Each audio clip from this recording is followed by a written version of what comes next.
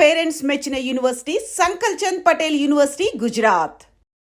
Sir, ఈ theme దేశభక్తి ఇలాంటి ఒక వాతావరణం ఉండబట్టి ప్రత్యేకంగా ఇక్కడ సుద్దాల అశోక్ తేజ గారి పాటే పడాలి అని ఎంచుకుని ఉంటారని మాకు అనిపిస్తుంది. అంటే అది నాకు అది తెలియదు, కానీ రాజమౌళి గారు అయితే ఆ ఉద్దేశం చేతనే పిలిపించున్నారేమో. ఇది మీరే రాయాలి సార్ అని అన్నారు.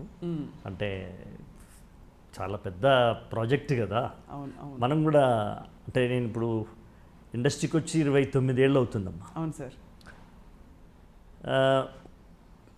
నేను రాసినవన్నీ వాళ్ళు రాయిస్తారు, కానీ ఏవో కొన్ని పాటలు మనం ఎదురు చూస్తాం. ఈ సినిమాకు మనం రాసే స్పేస్ ఉందేమో అన్నట్టు ఎదురు చూస్తాం కదా. అలా నేను బాహుబలికి ఎదురు చూడలేదు, బట్ త్రిబుల్-ఆర్కి ఎదురు చూశాను.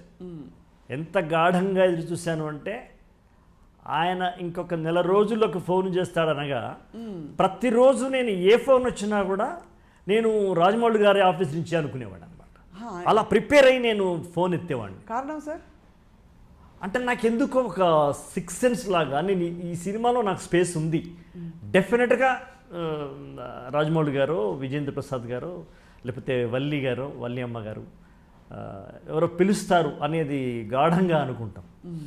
అలా నేను ప్రతి ఫోన్ కాల్ని నేను రాజమౌళి గారి ఆఫీస్, ఒకసారి అయితే ఇంకెవరో ఫోన్ చేస్తే హలో అండి అన్నాను, కొత్త నెంబర్ కనిపిస్తుంది, రాజమౌళి గారి ఆఫీస్ అండి అని. లేదు సార్, మీరే అడిగేశారు. నేను అడిగాను రాజమౌళి గారి ఆఫీస్ నుండి అని, అంటే లేదు సార్. అంటే దీనికి ఒక చిన్న అనుభవం చెప్తా. నేను టీచర్గా పనిచేస్తున్న రోజుల్లో ఎట్టి పరిస్థితుల్లో జీవితంలో నేను సినిమా రైటర్ అయి తీరాలని గాఢంగా విశ్వసిస్తున్న రోజులలో ఉచ్ఛ్వాస నిశ్వాసాలలో సినిమా పాట అని పలవరిస్తున్న వేళలో సినిమా పేజీలో ఆత్రేయ అని పడ్డా అశోక్ తేజ అనిపించేది. అంటే అక్షరాలు నాకు ఆత్రేయలా కనిపించేవి కావు. అశోక్ తేజ మళ్ళీ చూసి ఓ ఆత్రేయ గారు కదా అంటే, అనే అక్షరం వచ్చినప్పుడల్లా అక్కినేని వచ్చినా, ఆత్రేయ వచ్చినా, ఆరుద్ర వచ్చినా ఇలా వస్తే అశోక్ అని మళ్ళీ నవ్వుకునేవాడిని. నువ్వు ఇక్కడే ఉన్నావు, వాళ్ళు అక్కడ ఉన్నారు, నీ పేరు ఎందుకు ఉంటుందిరా బాబు, ఇంత పిచ్చిగా ఎదురు చూస్తే ఎట్లా. అది జరిగి తీరింది సోమరి. మళ్ళీ కొన్నాళ్ళకు నేను అశోక్ అనే పేరు చూసుకున్నాను కదా సినిమా పేజీలో. అంతటి గాఢ విశ్వాసంతో నేను ఈసారి రాజమౌళి గారి సినిమాకి ఎదురు చూశాను. నా జీవితంలో నేను ఎప్పుడు ఏ సినిమాకి నేను ఇది మనకు వస్తుంది అని నేను అనుకోలేదు. ఎందుకంటే అందులో మనం రాసే అవకాశం ఉంటే వస్తుంది, లేకపోతే లేదని ఒక నిమిత్త మాత్రంగా ఉండేవాడు. నేను ఇలా ఎదురు చూసింది ఒక ఠాగూర్కి ఎదురు చూశాను, ఒక త్రిబుల్-ఆర్కి ఎదురు చూశాను. ఇక దాసనారాయణరావు గారి సినిమాలంటే మామూలే కదా, అది మా సొంత పుట్టిల్లు లాంటిది కదా. అంటే సార్, మీరు చెప్తుంటేనే మీ ఆత్రం, మీ ఆతృత ఇవన్నీ కలిసి అసలు అద్భుతంగా ఒక ఇలా పరిణమించడం మీ జీవితం అనేది అది గొప్ప. అంటే మనకి సంకల్పం ఉంటే ఏదైనా సాధించవచ్చని అవుతుంది అనేది నాకు నేను ఎన్నోసార్లు రుజువు చేసుకున్నాను. మనము బయటకి ఎందుకు చెప్తాంలే, కానీ ఇప్పుడు సందర్భం వచ్చింది కాబట్టి అలా. సార్, మామూలుగా డైరెక్టర్లు పాట రాయించుకోవాలంటే బ్రీఫింగ్ ఇస్తారు, ఇవన్నీ మనం వింటాం. నేను ఎప్పుడు చూడలేదు స్వయంగా, బట్ ఎలా ఇచ్చారు సార్ ఈ పాటల బ్రీఫింగ్ ఈ పర్టికులర్ ప్రాజెక్ట్? ఎందుకంటే ఇది చాలా భారీ ప్రాజెక్టు, ఒక చారిత్రక నేపథ్యం ఉండే ప్రాజెక్టు, పీరియడ్ ఫిల్మ్, అండ్ అలాగే క్యారెక్టర్స్, హీరోలకి కావాల్సిన పాటలు రాయమనే రోజులు ఇవి. సో ఎలా ఇచ్చారు సార్? అంటే రాజమౌళి గారి పద్ధతి చాలా అద్భుతంగా ఉంటుంది. అసలు ఎక్కడ ఆయన ఒక బాహుబలి డైరెక్టర్ అనే ఫీల్ ఉండదు. ఒక మెత్తటి పువ్వుకి మానవాకారం ఇస్తే రాజమౌళి గారిలాగా ఉంటారు. అవునా? ఆయన షూటింగ్లో ఆయన ఏమన్నా బాగా ఎట్లా ఉంటారన్న సంగతి నాకు తెలీదు, బట్ పాట రాయించేటప్పుడు మాత్రం అతి మెత్తగా ఉంటాడు. నాకు దాసనారాయణరావు గారు, రాఘవేంద్రరావు గారు కలిస్తే ఎలా ఉంటారో అలా అనిపిస్తుంది ఆయన చూస్తే. అబ్బా, అంత గొప్ప కాంబినేషన్. అంటే విషయ పరిజ్ఞానంలో, విషయాన్ని ఊహించుకోవడంలో, దాన్ని ప్రజెంట్ చేయడంలో దాసరి గారు అద్భుతంగా చెప్తారు.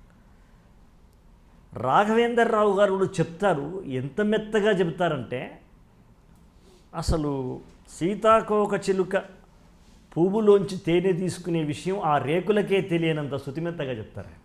ఆ, అసలు ఇది ఎంత అందంగా ఉంది, ఆయన వింటే మురిసిపోతారు సార్. సో ఈ రెండూ కలిసినటువంటి ఒక దర్శక రూపం, దర్శక దీపం రాజమౌళి గారు. ఆయన నాకు అంటే ఆయన పక్కన కీరవాణి గారు ఉన్నారు, రాజమౌళి గారు ఉన్నారు, విజయేంద్ర ప్రసాద్ గారు కూడా ఉన్నారు కొద్దిసేపు. ఆయన అసలు మొత్తం మన ముందు పెడతారు ఆయన.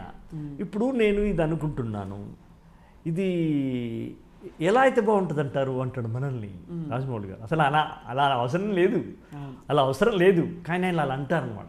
అంటే నాకు తెలియకుండానే ఆ పాట యొక్క ఆస్తిని, ఆ పాట పరిధిని, ఆ పాట మైదానాన్ని నాకు పట్టా రాసిస్తాడు ఆయన. అబ్బా, అప్పుడు ఏమనిపిస్తుంది అంటే ఇది నాదే కదా, ఆయన చెప్తున్నారు నేను రాస్తున్నాను అని కాకుండా ఇది నాదే, ఇది నేను తిరగాల్సినటువంటి పరిధిది, నేను ఆడాల్సినటువంటి మైదానం ఇది, అది మొత్తం నాకు అప్పచెప్పాడు ఆయన. అప్పుడు నాకు ఎంత బాధ్యతగా ఉంటుంది, ఎంత బంధురంగా ఉంటుంది, మధుర బంధురంగా ఉండదు. అలా ఆయన అలా ఎన్టీఆర్ గారిని బాగా చిత్రహింస పెడుతున్నాం టైంలో. ఏదైనా సరే ప్రాణం పోని, నేను బతికుండగానే నా హృదయంలోంచి గుండె నెత్తురు పారని, నేను నా మట్టికి, నా ఆశయానికి, నా అడవికి నేను కట్టుబడి ఉంటాను ఏమైనా కానీ అన్నది ఆయన నాకు ఆయన పద్ధతిలో చాలా కులాసాగా, చాలా తేలిగ్గా కాఫీ తాగుతూ ఏమైనా తిందామా అని చెప్తూ అంత బాగా అమ్మ ఉగ్గుపాలు తాగిచ్చినంత మెత్తగా ప్రేమగా చెప్తాడు ఆయన. నాకైతే చెప్పాడు ఆయన.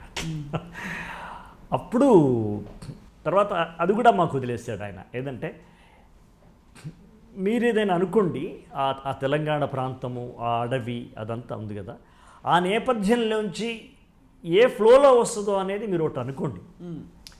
ఒక గతి ఉంటుంది కదా, ప్రతిదానికి ఒక పాటకు ఒక గతి ఉంటుంది కదా, ఒక నడక ఉంటుంది. ఆ నడక మీరు ఎన్నిక చేసుకోండి. తర్వాత మనం అవసరమైతే ఏమైనా ఉంటే మార్చుకుందాం, లేకపోతే దానికే ట్యూన్ చేసుకుందాం అని కీరవాణి గారు పూర్తి స్వాతంత్ర్యం ఇచ్చినారు. సో మీరు రాసాక ట్యూన్ చేయబడింది. Yes.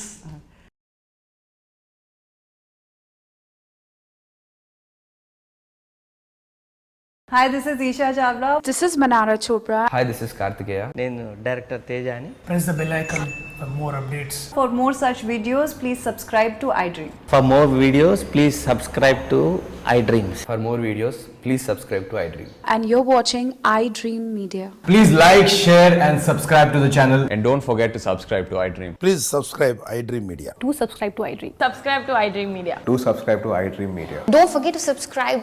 Click on the button below. Don't forget to subscribe to iDream.